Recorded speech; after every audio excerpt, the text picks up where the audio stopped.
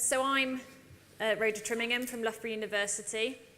I'm a lecturer at Loughborough University within the design school. And, oh, no, we're going to start with a poll, actually, which has just disappeared. There we go. So some of you have already started answering this poll, but we would like to gather your opinion on whether this event has changed the way you think about the circular economy, changed how confident you are in addressing the circular economy within your own workplace and so on. So on your app you will find the question here, which is, do you understand the circular economy in relation to plastic packaging? If you could just answer that as we go through this first presentation, we will then be asking you again at the end, and we can see if your opinion's changed. Hopefully it won't get any worse, then we've not done our job properly. So a few months ago, we were invited to come and talk at this event about the circular economy and what we do in terms of how we introduce that to the designers in our university. We thought that sounds like a fantastic opportunity, and therefore we agreed. Then we discovered that the focus of this event would be FMCG chilled food packaging. But by that time, we'd already agreed, so it was too late for us to back out. In my opinion, I would say that this is one of the trickiest sectors in which to embed circular economy thinking. You've got an awful lot of other things to think about, which are just as important. So food waste, hygiene, getting stuff to people quickly, and convenience, and marketing and market share, and so on. But it is an area that does have a vast impact on the world, and therefore it's an important area to look at, so we're going to try and dig into that a little bit today. You've got three of us from Loughborough University here today that you can chat to, so this is a very light overview of the strategies that we take within the university. It would be really good if we could talk to you about what industry you're in, what your challenges are, and how we could help you more specifically, because this will just be theories and strategies and so on. So we embed circular economy thinking into everything that we do within the design school at Loughborough University. We have a few courses that are running. So we have industrial design, product design, user-centered design, and a load of master's courses, both in Loughborough and in London. And we like to make sure from the outset that sustainability thinking and thinking in a way that, thinking in life cycles and the way that your decisions at the front end of design can impact across the whole of a product's life cycle can change depending how you look at it. Sustainability thinking is a core theme, and it's important to us that our students will see that as the norm by the time they leave us. So if you embed it as a core value, do it as something as a natural part of every brief that you do, then they leave thinking that that's what you do when you leave, and then they try and embed that where they then go on to work. We do this by following quite a specific strategy that's been thought through over a number of years. And actually what we don't do is we don't introduce the circular economy until they're finalists. So we go through a lot of other sustainability first before we start talking specifically about the circular economy. And that's because our view of it is that sustainability is a lot broader than just circular economy thinking, and that introducing other aspects first means that you can do a better job once you introduce that. So we're going to run through very briefly what we would do with students and picking out those bits that we feel would also work within a company setting. We cover a lot of ground, but essentially we focus on building a culture of thinking sustainably and building that value system. So knowing why it's important and wanting to do it. So the motivation to include it in everything they do. We embed thinking throughout the curriculum. So every stage throughout their 3 or 4 years, we find ways to bring it in. So even if we're not talking about it specifically, the case studies may be related to sustainability, or we may look at the impacts of a particular material and so on. We obviously build knowledge through traditional giving of lectures, giving of information and so on. And then we develop skills by doing this on a regular basis, so dealing with briefs. So practicing through the setting of live briefs. We don't have time to discuss a lot of those things, especially the building of culture. However, I would say that that is a very important part and can't be overlooked.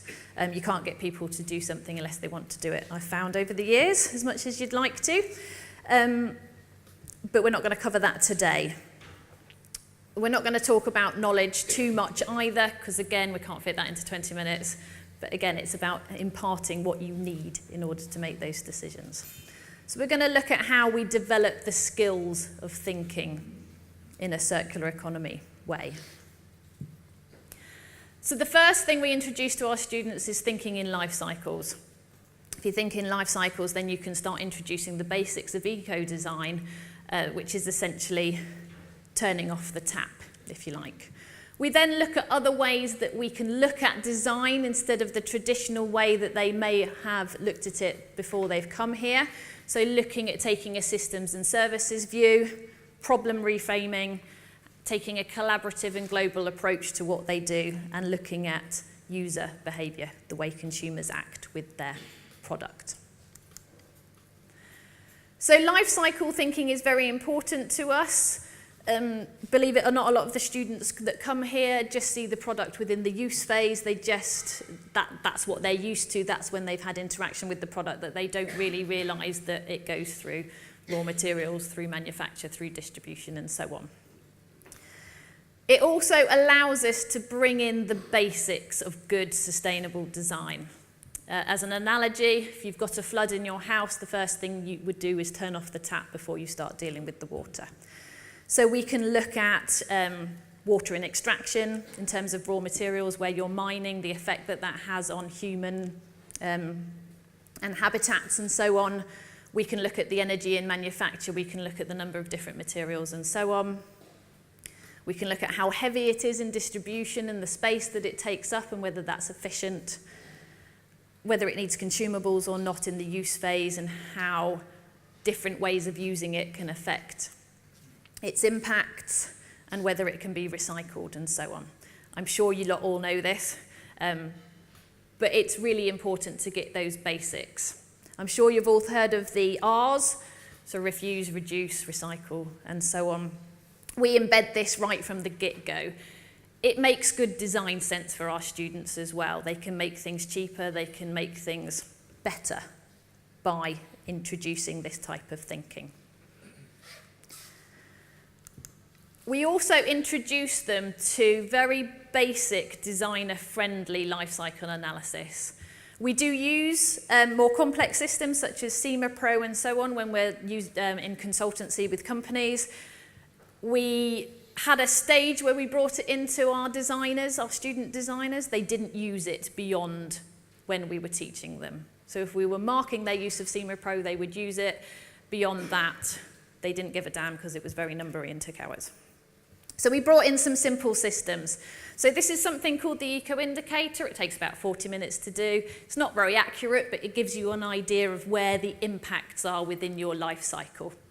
So it's split up to production, use, and disposal. You can look at the area that needs most attention. You can look at whether your redesign has made any difference. And we use this quite a lot. We also use a much more visual method. Again, it's subjective, but it gets people discussing projects in terms of sustainability, and it gets people analysing their decision-making, again, based on the life cycle of a product rather than yeah, I reckon it's better, which they were doing before. So again, you're scoring your design work based on the life cycle and making decisions about where you can make improvements.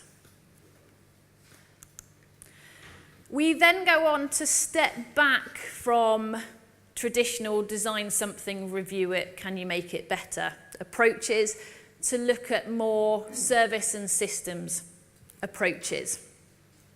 We discuss this mainly using case studies because it's quite intangible when you first start thinking differently about how you can present something to a consumer.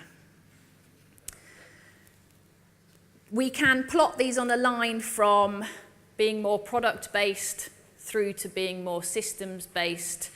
But what it does do is it gets our students thinking very clearly about where the value lies in what they're producing. So they have a very clear idea of what the important part of what they're creating is. So is it creating a convenient meal for a consumer? Is it making a really good cup of coffee? Is it making a coffee in 30 seconds before you need to rush out the door to work? So it pinpoints where the area of value is for the consumer, and then they can think of different business models where the impacts can be very, very much reduced through not thinking of a product as a thing, but thinking of it instead as producing an outcome for the person.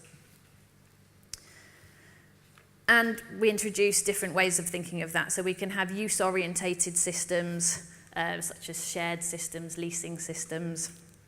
Product-orientated, where the product becomes the key thing, but perhaps it has refurbishment and repair options, and therefore the design of it is made to be effective for that process. Or it can be simply a results-orientated design. So you're thinking of the outcome. I can't think of a food option for that, but an example of that would be a taxi. So it's getting you from A to B, there's no product involved. You're purely engaging with a service. Being able to reframe a problem in terms of its value and consider new business models opens up a wide range of new sustainable options. And then we start finding that our students can innovate to a much greater degree, and that they've opened up their concept generation a lot wider than they would have done before. Once we've set all those issues in place, then we start introducing the notion of circular economy thinking. And we've changed the way that we've done this over the years, and especially recently. So we started by showing them this diagram, which I'm sure you've all seen. So this is the Ellen MacArthur circular economy diagram. And all they did was look confused at that and go, what? How do we turn that into a design? What does this mean?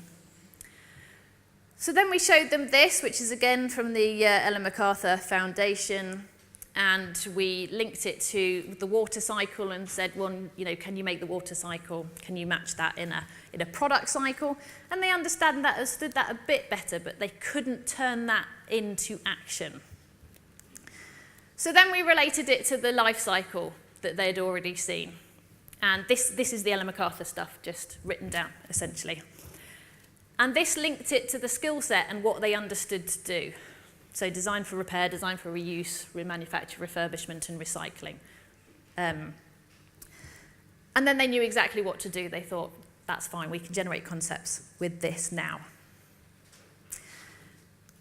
From that, we can show that cyclical nature that they are beginning to introduce into their design work. And they find that a lot easier to grasp. However, not so simple if you're looking at FMCG chilled food packaging. And I think, having sat down and thought about this a lot, the best way that I would tackle an FMCG chilled food packaging type brief to think about circular economy would be first to plot the life cycle in as detailed manner as possible, and to open that up as wide as possible through collaboration within supply chains and across different supply chains as well. You can then look for those reduction opportunities, that turning off the tap, that traditional eco-design that we talked about before, taking into account different stakeholders and material flows. Your inputs, this isn't a good life cycle, by the way. I couldn't find one for chilled food, and all ours are kettles and so on. Inputs and outputs would be the key issues that I would focus on. And again, looking at that collaboration, because the wider you can look, the more opportunities you can find. I would also use the Ellen MacArthur circular economy worksheets as a way to dig through the first stages of looking at circular economy thinking. Then I would start thinking about where the value lies within that life cycle by talking to consumers and thinking about whether you can bring in a systems and service approach in any stage. So it may not be a total redesign of your packaging. The communication or the design of your packaging may actually support circular systems somewhere else along the supply chain. So I would also think about that. Of course, I would also look at the biological cycle as well as the technical cycle. So looking at the content of your package as well as your packaging. Can you think of different solutions and different ways of supplying that product? Is there a stage within your supply chain that consumers can do rather than you?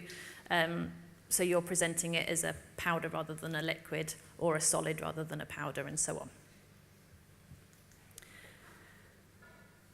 So I would step back and reframe the problem in terms of its value as an option for thinking of product service systems. This is a much more complex way of looking at product service systems, which can show the different ways of looking at it from the product orientated to the service orientated approaches. It's quite an interesting way to innovate within circular economy thinking. I would also look at increasing the level to which you understand the consumer. Now, I'm not going to talk about this today because we've got Cantor World Panel and M&S looking at these sorts of issues. However, I would have a chat with Nikki, if Nikki can just wave over there. Nikki is a PhD student at Loughborough who is specifically looking within your sector and looking at ways in which understanding the consumer can lead to options for circular economy thinking. So have a chat with her about specifics and she'll tell you lots of interesting things. I would also collect as many case studies as you can. I find this very interesting, and our students find that this is the best way to open themselves up to all the options. So understanding what's out there already and how you could embed those within your company. These are really hard to find for this sector. Obviously, you've got the MULTIVAC case studies that you've got here today. Unilever have quite a few case studies online about how they've introduced circular economy thinking to their wider activities through collaboration across the supply chain. Those case studies I think are very interesting to show how packaging can support the circular economy, even if it's not quite so circular itself. And Danone also taking a wider view to how supply chain collaboration can improve circular economy thinking. So I would collect case studies for a bit of inspiration as well, which is what we do. So key takeaways as to how we embed circular economy thinking with our students is, well, first, FMCG chilled food is really hard. So anything you do, I'm impressed by. We struggle with it. In terms of our students, building a culture, getting the basics right. If you haven't done the basics of eco-design, that's always the first step so that you're dealing with less. It's easier to deal with less when you're looking at the circular economy. Build your knowledge in the area by coming to events like this. Develop skills, collaborate, improve your understanding of how your consumers interact with your package, and lots of practice and getting it wrong is what we do with our students. Questions?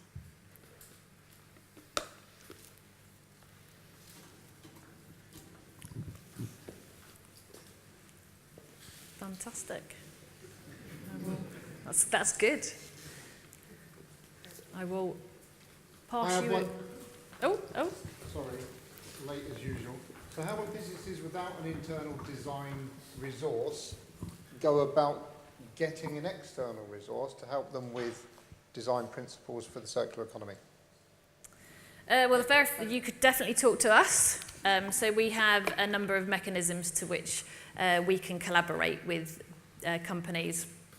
And we have somebody on our stand over there that can talk about those different mechanisms to which you can come and get involved with what we do at Loughborough.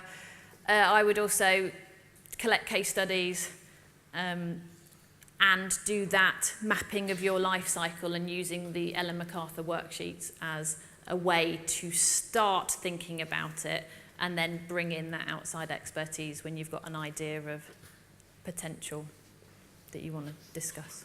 And you can act as consultants, so that offer a consultancy? Yeah, we offer consultancy. We also offer something called knowledge transfer partnerships, where you can embed a researcher into your business for a set amount of time, but also have academics on hand for expertise sharing.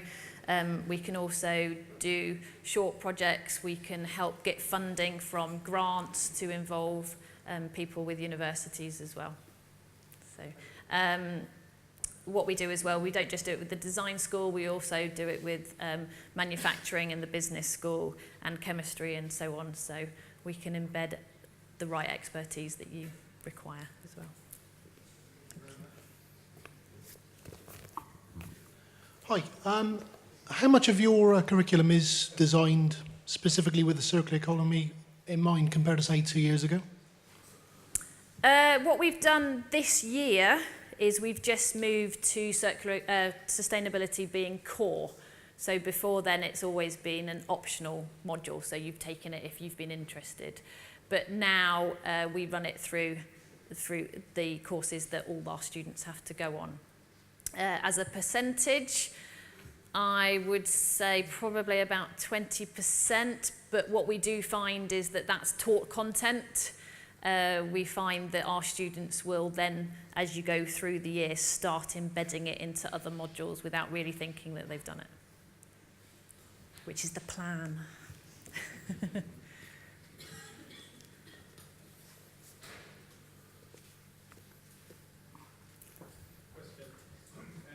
Concerning the case studies, you talked about the case studies concerning Unilever and Danone. Did you find that online, or where did you find these case studies? Yeah, if you go onto their websites, they both have circular economy tabs on their websites, and actually the case studies on there are quite detailed and quite interesting. But they're especially interesting in the way that they've looked at the supply chain as a whole and how packaging redesign can support changes in other areas, which is their interesting areas.